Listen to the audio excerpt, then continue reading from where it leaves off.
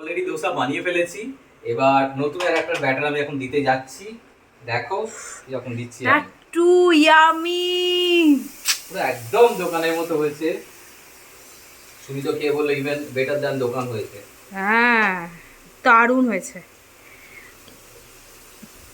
কভারটাকে আমি যে যে ভিডিওটা দেখছো সবাই চলে এসো আমার বাড়ি। প্যানটাকে একটু ঠান্ডা করে নিচ্ছি।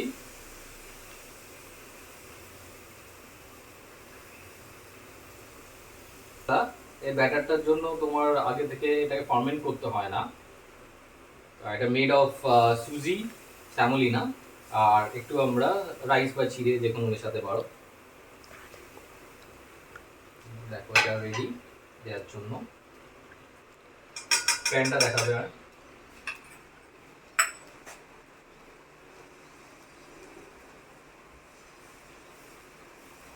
নেক্সট ইয়ামি ধোসা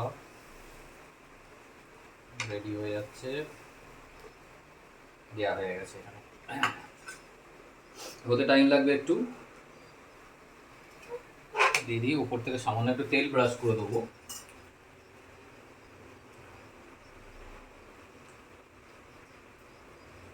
রেডি হোক, আমরা ততক্ষণে তোমাদের এইটা দেখাই কিরকম হয়েছে ভেতরটা। দেখে নাও দোসাটা, এটা ছবিও নিয়ে নাও দোসাটা।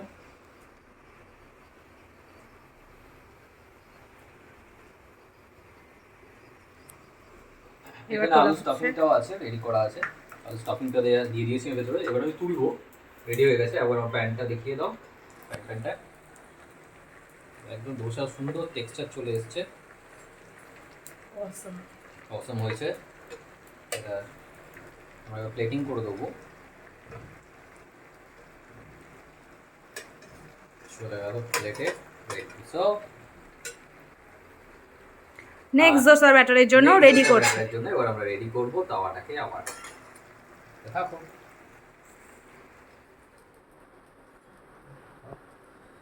প্রায় রেডি হয়ে এসছে। এটা কালার চলে এসছে। এটা আলুর স্টাফিংটা দিয়ে দিই। এবার লাস্টের দিক হয়ে গেছে।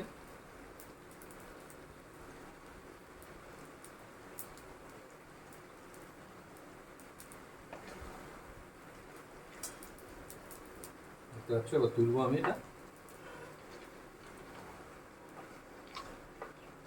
রেডি, সুন্দর কালার এসছে।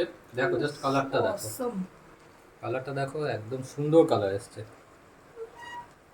পারফেক্ট। তোমরা দোকানে যে ধোসা খাও, টু ক্রাঞ্চি, টু ক্রাঞ্চি, সত্যি বলো। এ দেখো too crunchy. It is ready to serve now.